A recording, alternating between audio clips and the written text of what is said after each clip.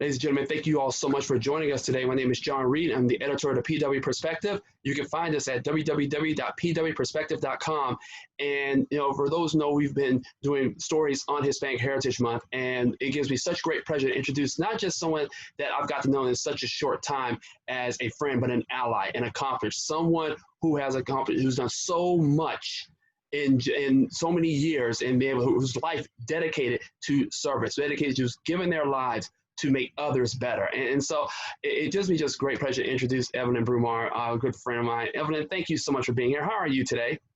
Hi, thank you for having me. I'm doing pretty good. It's a nice cool day, not too hot. My eyebrows didn't melt off, so we're on. Yeah, absolutely. And we're talking about it. I said, I'm just getting off from work, and I said, oh my goodness, let me get a quick run in, get the nerves out before we get started. Now I'm looking at you. Now I got to go back and put some blush on my face right now. I feel so strange. Sometimes having a margarita, you know what I mean, just before getting on TV, just calms the nerves down too. So just an FYI. See, I'm learning from the best. And so it's such a pleasure to have you. And just, having this conversation, because even though we're in Hispanic Heritage Month and we're celebrating the pioneers, and that's what you are, a pioneer here in the Prince William community. And just wanted to get a chance just to talk a little bit about, not just what you've done, inspirations, and where do you see things happening in the Latinx community and LGBTQ community as well. So let's just jump right into it. And we're going to talk about, as we celebrate Hispanic Heritage Month, but we know this is unlike any time we've been in human history. And looking at some of the issues we're facing with the upcoming election on November 3rd, in your opinion, what are some of the most pressing issues that are facing the Latinx community?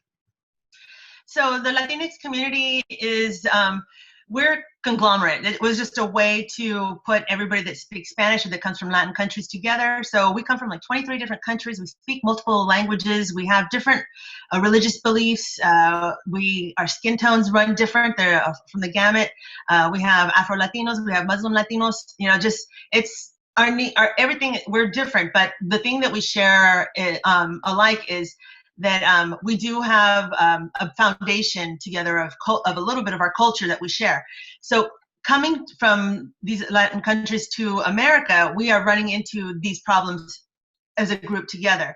So there's language barriers. So we have a lot of people who have become citizens or on the path to become citizens who don't understand politics, who don't understand the tax code, who can't get a bank account, so they can't even be financially stable to participate fully in our system. But they have children that's going through our school system who are aware of what's going on and who are coming to voting age, and they're trying to educate their parents. So I think that what the need is that it's the lack of information. So we need to increase the outreach we do to the Latinx community, bringing information and resources that has been lacking and putting it in languages that they understand.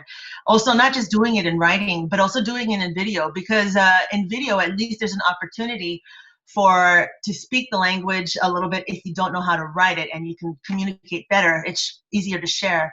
And the other thing is hard, which is harder because of the pandemic, is face-to-face.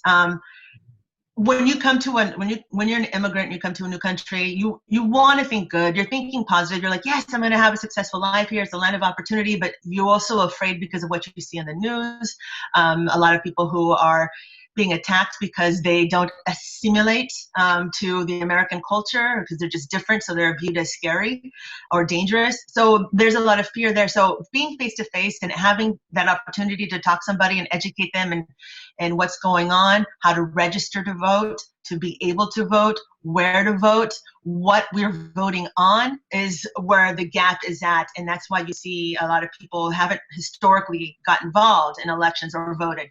But that has changed because we are now being impacted because of this pandemic and the lack of leadership that has affected the Latinx community, where they don't have access to healthcare, where the businesses that they're working for or they're employed for do not give them the appropriate PPEs, or the time off they need if they get sick to stay home and recover. They're forced to stay out to go to work to earn an income because they can't afford to take a day off. So that's what I feel what is the issues for the Latinx community is that as a whole, we have been left behind because we're too much of a bother to be included in the process of being protected and advocated for outside of our culture.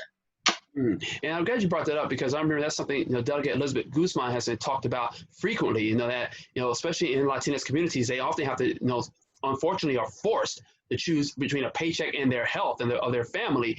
And it's because, and we know it's because of in the current administration, that what they're doing is they're trying to force Latinx workers to go back to work early, knowing that it's not a safe environment. And so, and you mentioned yet about getting, reaching out to the Latinx community in order to help them to get voting. I remember yesterday I was listening in on the Hispanic Congressional Hispanic Caucus, and they were talking about the need to do phone banks, because it's difficult to with the pandemic to meet face to face. So the other efforts that we can do in order to talk with people. So and I just wanted to kind of expand upon that.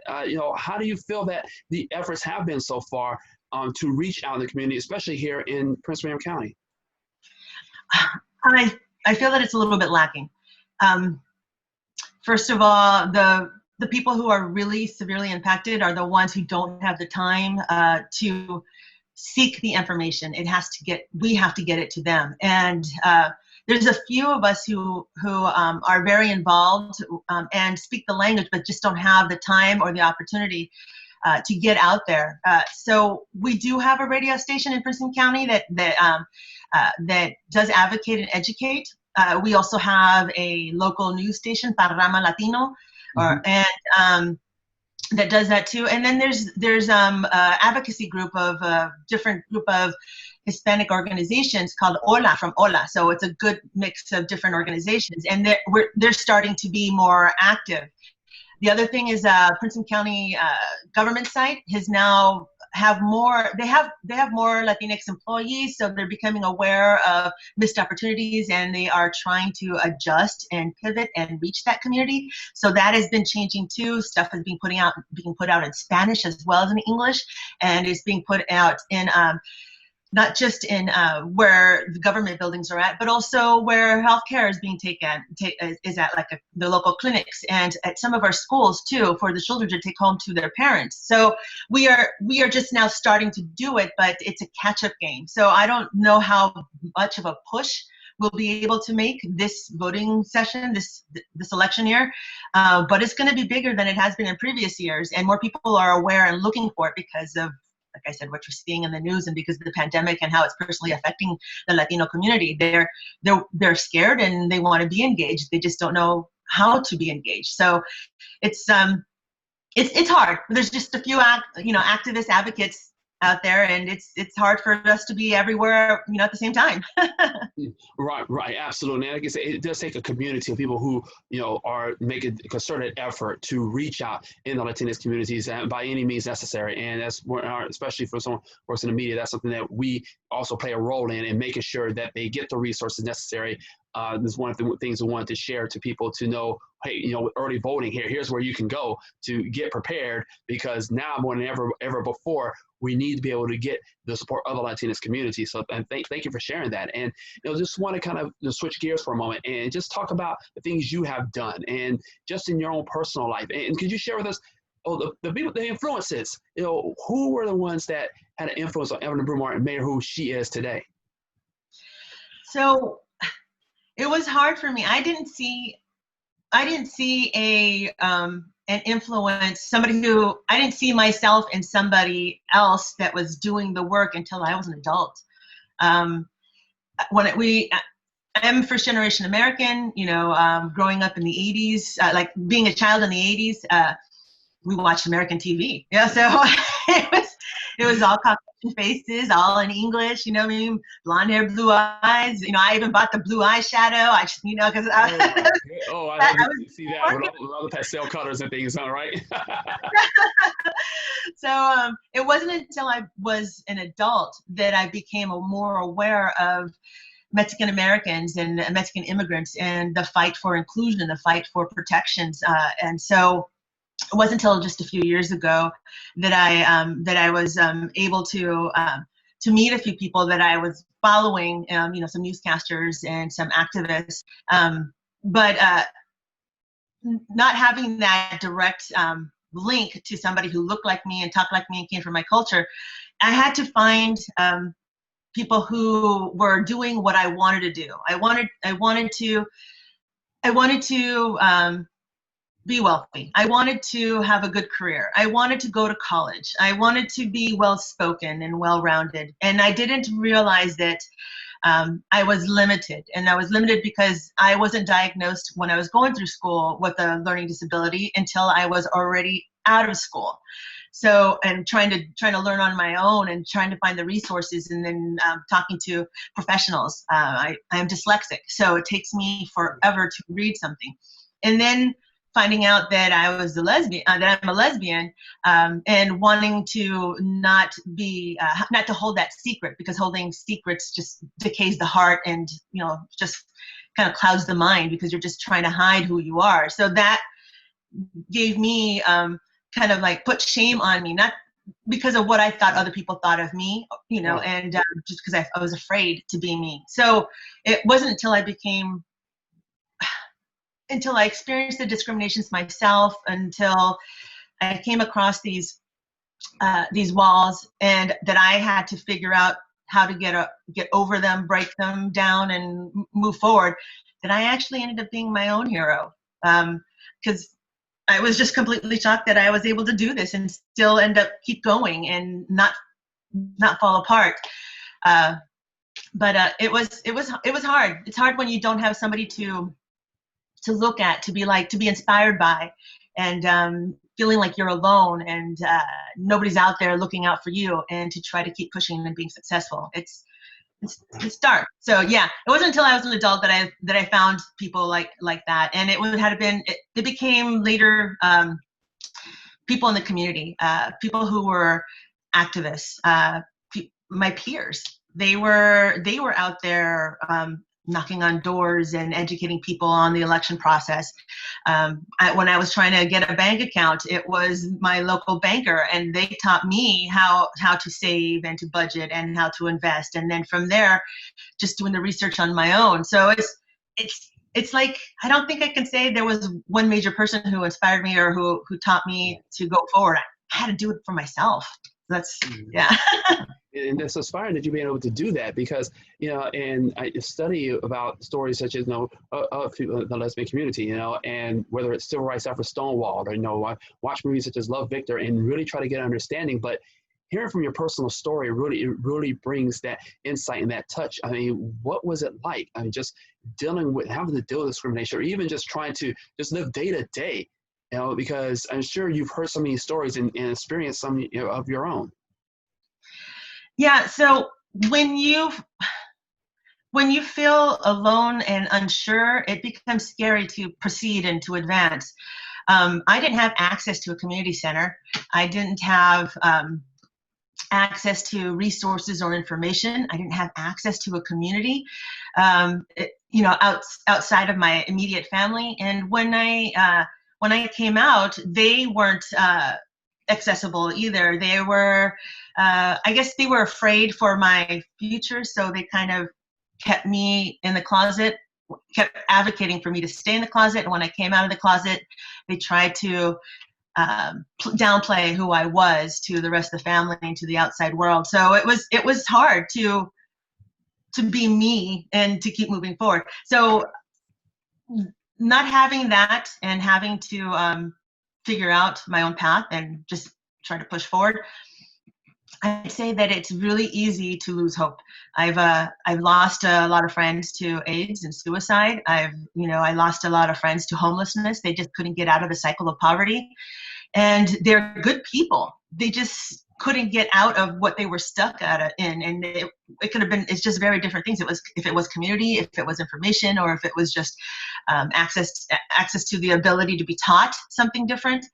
So being able to navigate that on my own, and getting to where I'm at now, it's like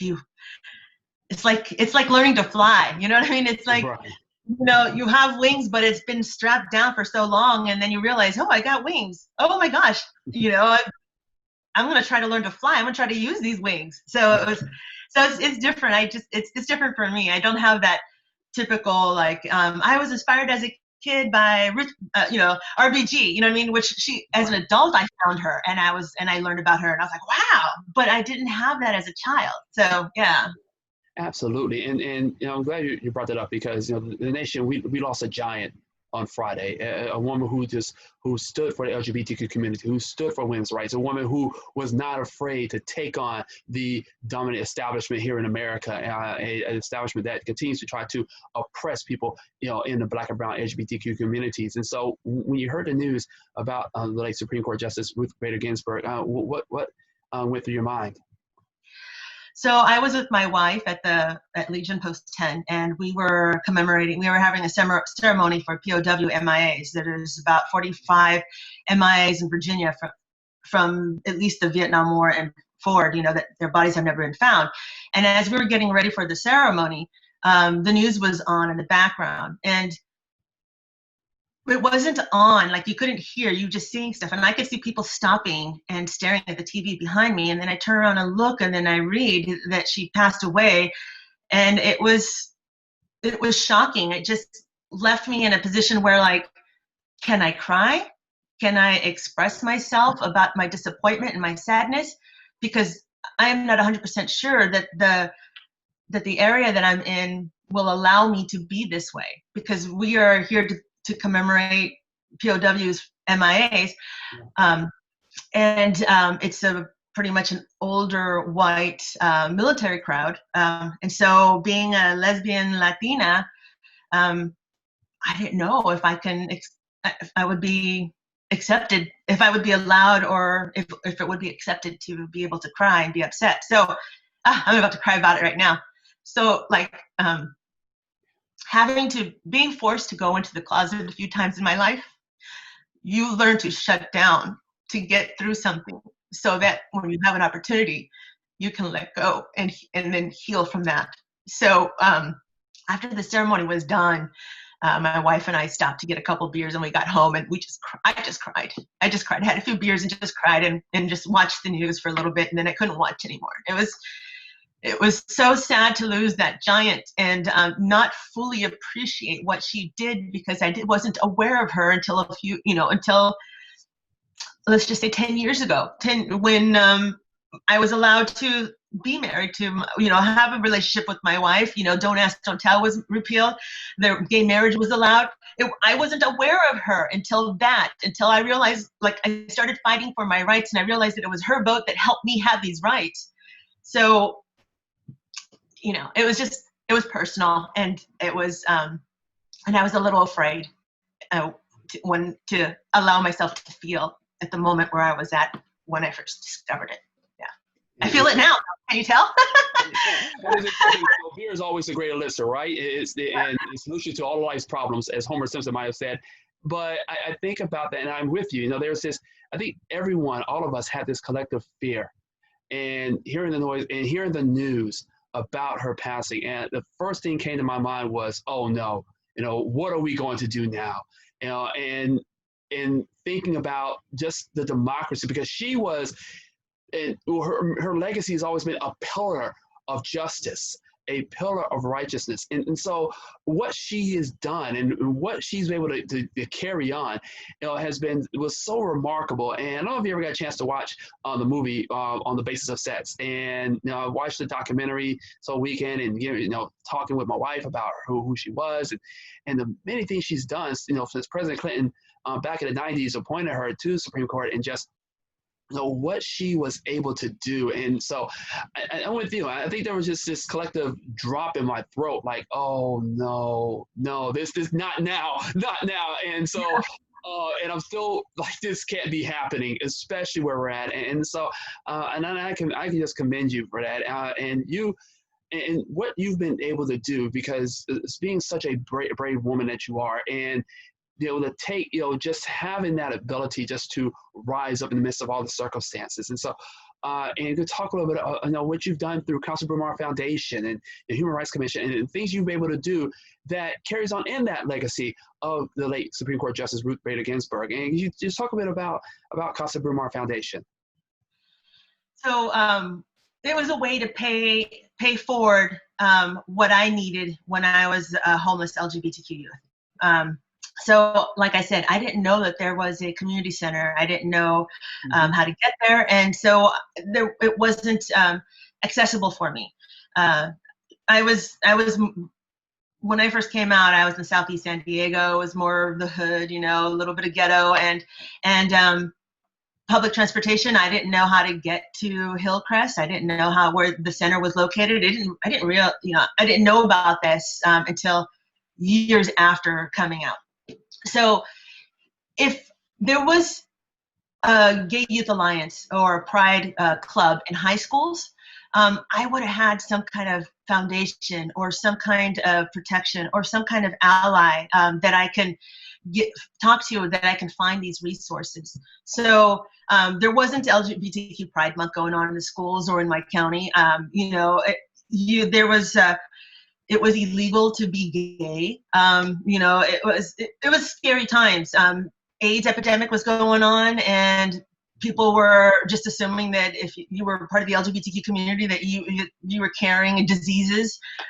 So nobody was trying to help me unless they became somebody from the LGBTQ community, an elder from the LGBT community became aware of me. So this is my way of paying it forward, to pay it back, to be there for the at that time, Evelyn Martinez, that was homeless and without a family and without a support system, to make sure that she didn't have to struggle as hard as she did to get through this. And also for the other young LGBTQ queer kids that didn't survive it, that got into drugs or got into prostitution or just committed suicide because they just couldn't get through it.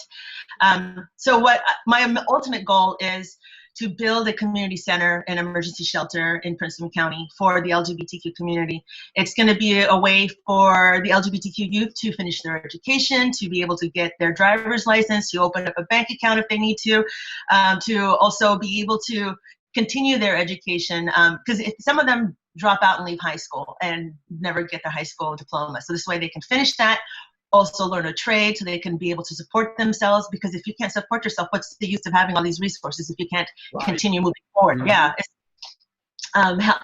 Network with community partners to make sure that they have housing, that they have medical care, that also talk with the county partners to make sure that there's public transportation that's available, or we can do some kind of networking. I just want to make sure that there's a center, a location for all these resources for the LGBTQ community, not just for them. Anybody who needs it can access it. You don't have to be queer to access it, but it's specifically for them. Somebody who knows what LGBTQ health is like. My healthcare, being a lesbian, is different than a heterosexual woman, and the healthcare for a transgender individual is different than a heterosexual person. So somebody who knows about that, knows about the stress and the strife of the LGBTQ community too, because mental health care is different for us than it would be for somebody else. We experience trauma too, but then we also experience discrimination because for the longest time it was legal to discriminate against LGBTQ people, and until just recently. Virginia just passed inclusions for the human rights. Now we're protected. It was a long fight. It's because of efforts like yourselves and PFLAG and so many other organizations that are standing up and for the rights of the LGBTQ community. And also when you think about it, also in schools. And one of the things that I know we had talked about this back in March, right when things began to really change and schools were beginning to be shut down for the year, was the concern about some of the potential abuses that the LGBTQ community would be facing. And even though some of the restrictions have been lifted from the pandemic, we're still seeing that being the case. So how is it Casa Brumar Foundation and other organizations like yours have been able to still reach out to the community during this time? So think about, it's like a network. Think about let's say a spider web, you know what I mean? You have the center and then the bridging out and the connections. So think about Casa Brumar being the center. We have money to help help LGBTQ youth who have been negatively impacted financially to get a grant from us. So that way, if they are falling behind with paying some of their bills, their food or their electricity, or let's just say they became homeless and they need a little bit of a boost to get into a rental situation with some roommates. if they submit the bills to us, and the board and us, we go over it, and we qualify them to help them with that financially. Also, we network them with social workers, we network them with food banks, we network them with the larger community, like who's a PFLAG, or there's an GSA near there, or if there's a queer adult who can also check in on them.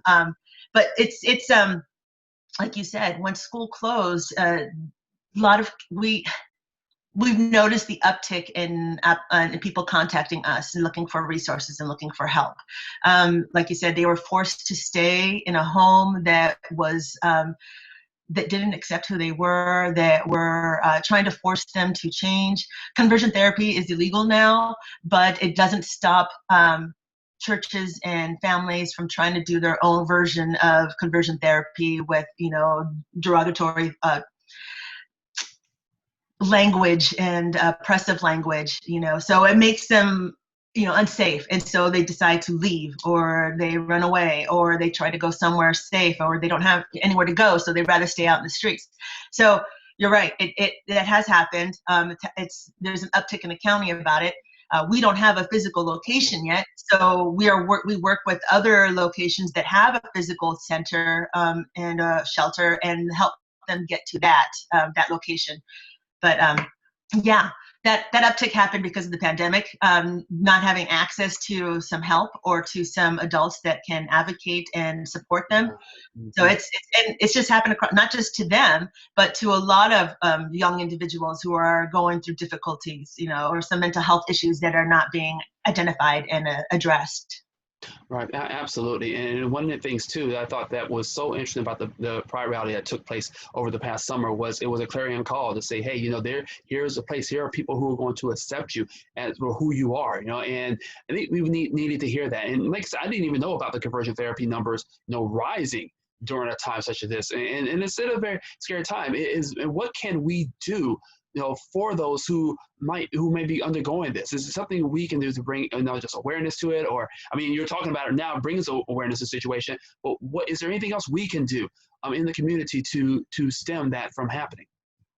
So we can't stop a parent from trying to force their personal beliefs and their the way they want their household to be run, or their children's to be. Their parents are just going to be that way. I mean, we all at some way or another want this for our children because we think this is better for them, not knowing that maybe we might be too extreme and we might be hurting them.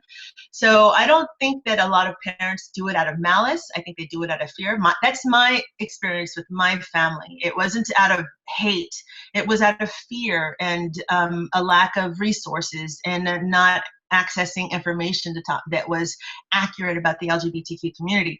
So if we can get that out, if we can have more people know about more resources, if we can have more people know about conversion therapy is illegal, if we can get more people aware of the suicide rates of LGBTQ youth and make sure that we know where there is some free mental health, how some of the youth can access some resources that are available, that would help soften it. But we can't control what churches do, and we can't control what parents do to these young people.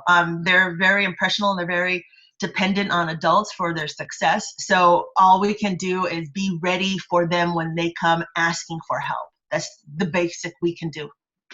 Absolutely. And you've done so much already. I mean, from that, like saying, doing the hygienical supply drive, and be able to be a source for people to come and just talk and listen to the issues that they're facing. And also, I mean, earlier this month, like say you had the drag queen come in and reading story time as well. Could you talk a little bit about that? Yes, so we did a drag queen story time, Casa Brumar Foundation, and what we wanted to do was, being dyslexic, it was hard for me to read. And my mother didn't read in English, and all the books that we had were in Spanish. And both my parents worked 2 jobs. So I mean, well, she didn't read in English. We had books in Spanish. I didn't really read in Spanish because I was being forced to assimilate Mhm. in the very beginning. So it was, it was I didn't fit in with pop culture, and you know what I mean. I couldn't relate to my fellow classmates on the stories that they were learning. So it's, I just had one point of view. So being able to have a different point of view, a different perspective. Mhm. Nice. I see the plug there. I see what you did there. Allows growth. So it gave me the opportunity to give kids to view something different and be able to connect to it. So yes, it was for the younger children, and it was a drag queen, and we read Little Red Riding Hood and the Gingerbread Man, and another story that was unique to Ruth. Her name is Ruth. The drag queen's Ruth. Name is Ruth. Yes. Mhm. Story, yeah. And we had over 60 participants, and we were in, yeah, it was pretty good. We Wow. were in 5 different states because it was virtual, so we were able to access outside of Right. Prince William County. And but what I was able to do was I was able to get the local, a couple of people from the school board to do a little video intro, Adele Jackson and Lori Williams, Right. and they have, oh my God, I love them. I love them so Yeah, much. Laura and I, we go way back to our days in high school. And, the stuff that she's done now is it's phenomenal. But yeah, they're great. Yeah, their support is, even as an adult, as a grown woman, that support brought the hugs that I was missing when I was a kid. So thank Oh, that's so beautiful.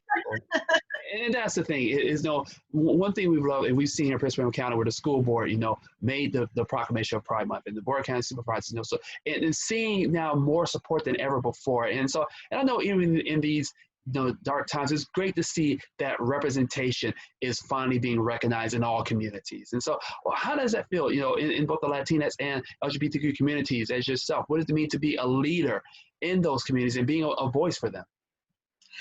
So thank you for seeing me as a leader and as a voice. Sometimes I don't see that in myself, Oh, yeah. but thank you. Oh, yeah, you definitely are. You are definitely the one that has made things go. And so I'm like, where you lead, we are following. All right. I'm used to fighting. I'm used to fighting for what is right, and where there's no way, I will make a way, and I'm just used to that. That's all I know. But it helps me with what I'm working on. Let's just say, so the largest minority group in our public schools is the Latinx community. Mm-hmm. That's right. So acknowledging that and working with that culture and their parents. I mean, you have to, for the school system, and not a lot of teachers already know this, being in school with the students is only one half of the education system. You have to be able to have the support at home too. And if you don't have the support at home too, then it's not a balanced, well-rounded education, and you don't grow from that. You kind of fall in the cracks. So being able to recognize that the largest minority group in the school system is Latinx, they're doing a better job of making sure that information is being put out in Spanish, that the kids will take that information home. In the time of COVID, it's a little harder because, just most parents will get the papers and they'll look at it and read it. This time now, what they're asking is just digital and email and text, or it's hard. It's a little harder, especially if you're first generation American or if you're an immigrant. Getting to know a whole new system is difficult if there's not an intro to the system for people who don't speak the language or read the language. So it's a little difficult. But I love that they're meeting the challenge, and they're addressing it. The other thing is, having that Pride Proclamation done for the schools means that even though you're not in a classroom and you don't have your friend who supports you or a teacher that supports you, means that the system is still there to support and protect you, that they recognize you have different issues and that you will be protected even if it feels like you have no protection. The school is a safe place. And so that would be a great way for LGBTQ youth to report discrimination, report abuses, and also give them an opportunity to have these discussions that they're afraid to have with their parents because they're afraid of being disowned or, set aside. Yeah. Absolutely. And people forget about the blue wave. It's the brown wave that has taken over Prince William County, and it's long overdue. And so it's so beautiful to see. And, we tear down these statues of Stonewall Jackson, and let's bring some Latinx LGBTQ leaders and put those statues up, and know that will definitely come in time. And like you say, we're talking with the community and your efforts to be able to help them just grow even more. One of the things that's also that during this pandemic, we're seeing a lot of people grow into entrepreneurship, but yet there's still some areas, especially in impoverished and underrepresented communities, where they may still feel there's still that wealth gap. There's still that the Joneses, the have versus the have not. So what can we do to get more financially literate? And what can we do to be able to get on an even keel so that people can have ownership and for their own businesses? So when we talk about, let me just say that, so financial literacy is the foundation of all, but for businesses it's a little bit different because there are rules and laws and regulations set aside to make businesses a little more prosperous than individuals who are seeking to have some kind of foundation or some kind of balance in their lives from expense to in income and wealth. So just let's back a little bit. Being homeless for a while, you learn the value of basic needs, and it's hard to access them. So you know that when you have an opportunity to have money, the first thing you want to do is take care of those basic needs. If you're in survival mode, trying to just take care of your basic needs, which is your food, gas or water, place, if you have a place you want to stay in that place, and like shelter, and then clothing. If you're always trying to take care of those, you won't do preventative health. You won't go see the doctor to have a checkup, so that so when you get sick, and that becomes a big expense. You don't save for retirement. So if you're not saving for retirement, you can never retire. You're gonna have to work to the day you die. So if you're in that situation and you're trying to start a business, then what you're doing is you're over leveraging your self-worth. Because you will never be able to build net worth if you're over levering your self-worth, meaning you're always going to be in debt. You're always going to owe somebody, and you're going to be doing a business where you're going to add more debt to yourself. So you're going to add stress, and when you add stress, you don't think clearly. You don't make those thoughtful decisions, business decisions, because you're just trying to make those decisions of how do I keep my business running through the next pay cycle. How do I pay my debitors? How do I pay my employees when I'm not bringing in the money I can? So then what you start doing is you start going into your own personal money, and you don't separate your personal business from your personal life. So let's just say the first thing to do is with financial literacy is to know what is really debt, what is really a net worth, what is income, what is investments, what are profits, because you might be claiming, oh, my net worth is, a couple $100,000. Yeah, but you didn't recognize or claim the loan that you have for your business that you just opened that has you $300,000 in debt. So you're actually at a negative net worth. So, it's just people don't really understand what net worth is. People don't understand the foundations of having money, having an emergency fund, knowing what fees are going to be implemented for what, your personal life or your business life. So if we can, I know that I have teacher friends who are saying that they do teach financial literacy in schools relevant to what the subject is. So it is being spoken at, but the thing is, it's learned first at the home. If you don't see your parents saving money, if you don't see your parents paying bills, if all you see is that plastic card being swiped and you take home stuff, then you don't really understand the value of money, So yeah, having that foundation can help a lot. So going back again, being homeless, that was the first time I was homeless when I came out. The second time was when my wife lost her job, and I wasn't making enough to support the mortgage and our monthly bills. And so we had to make a decision. Do we leave Whidbey Island, where we were living at, this is her last duty station, and moved to New Jersey, where there was more opportunity, and the East Coast for a job that pay well for the kind of work that she does. If I could get a job anywhere, I have a lot of experience in all kinds of things.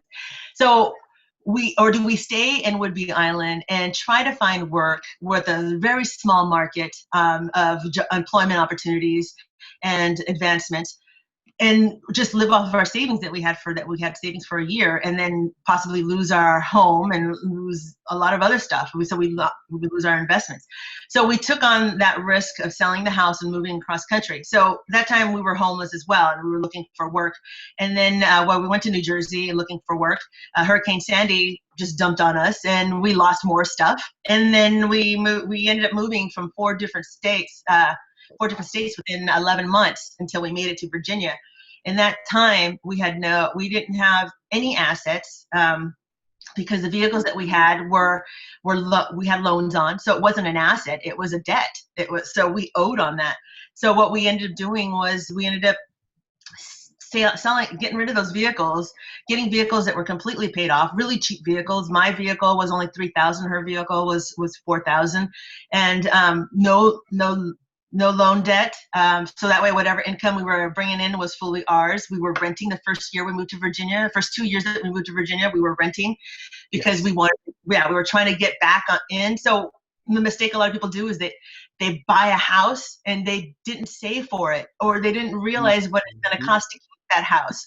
Right, absolutely. So, yeah, and that's part of financial literacy. It's just like, do you know when you sign a debt obligation what it entails? How long do you have it? How much money are you going to lose paying in taxes or in fees or in interest to the bank, not interest to you, So it's, you got to think about all that stuff. Yeah, it's very important.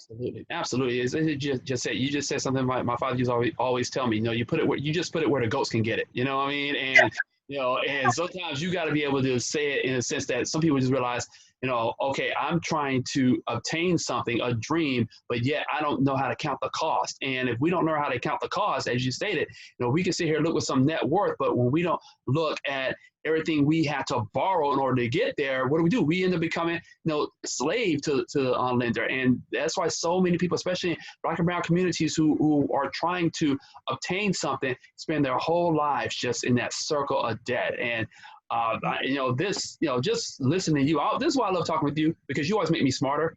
And so this right now, I'm gonna, as soon as I'm gonna log off and look at my budget, I'm like, oh my goodness, I'm gonna have to call her back again. Just for so I was gonna say, what's the difference between a wish and a dream? Oh, it's just deadlines. A wish and a goal. Let's say that, wish and a goal. What's the difference?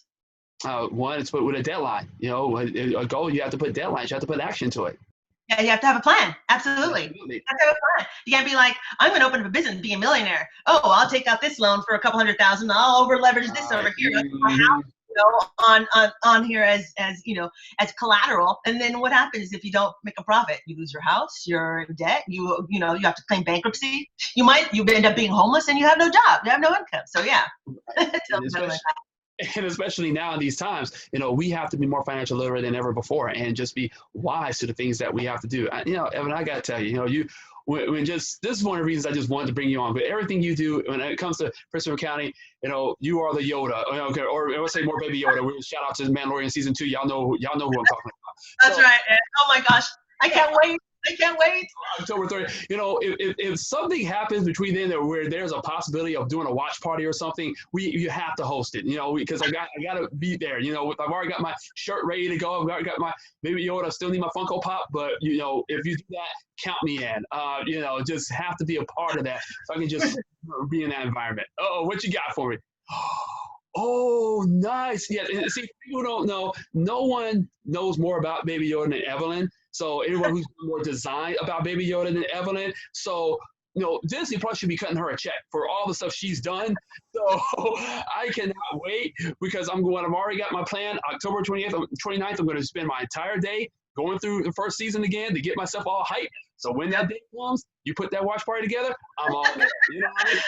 I'll see what I can do. I'll see what I can do. But let me just for the people who are also Star Wars fans. Okay, yes, The Mandalorian isn't technically Star Wars, but yes, it is. Mandalorian is Star Wars now because that's how I feel. But yes, Baby Yoda is the child, but it's still, to me, Baby Yoda. That's it. I'm just gonna say that. That's right. Oh, absolutely. And I'll just say this. I'm not to get into my geekdom because I can go all day about this, but and tell people that what Baby Yoda represented in The Mandalorian was it brought the human touch to it that is so desperately needed. And so while it was a well-written story, let's be honest, it got my wife who would never watch a Star Wars story if I or my 10-year-old niece who she calls it the Baby Yoda show. She has no idea what The Mandalorian is about Boba Fett, and I'm not even going to about that until she's older. She's like, "Where's Baby Yoda?" And I was like, "Here it is, sweetheart." And also what it tells you too is that it's the power of love and compassion. Absolutely. So just that one act of love and compassion, how it can bring peace to the universe, how it's going to, be that fulfillment of a balance. So there was an act of compassion and love that was given to me as a young queer Latina that gave me the strength to 30 years from now, I won't say any more than 30 years from now. Name it, claim it. That's right. To be able to pay it forward, to be able to make sure that love, that act of compassion can be tenfold, 100-fold, 1,000-fold, just from that one act. Absolutely. So, yeah. And I'll just say this. I remember yesterday when Representative Garcia of Illinois talked about the speech that Robert F. Kennedy gave to Cesar Chavez and the Latino farmers back in the 1960s. He talked about the actions you do today will impact your children and grandchildren. And so what you are the representation, the result of those actions. And now what you're doing is going to impact this community because, when they are naming schools and districts and youth centers and putting up statues of Latinas and LGBTQ people, it's going to go up because of the efforts that you and others like you are doing. And so that's what makes this so overwhelming is just watching, what, like you say, you as a fighter, what you're doing for the children now, because they're going to remember that. They're going to remember the drag queen stories. They're going to remember when no one else cared about me, she and her friends cared about and were able to listen. And because of that, it's going to multiply with others. It's going to multiply with others. And so, Evelyn, I just can't thank you enough. We got to do this again in the near future, post-election, just to talk about what you've been doing and just your representation. Thank you so much for everything you've done. Welcome. And let me just say something.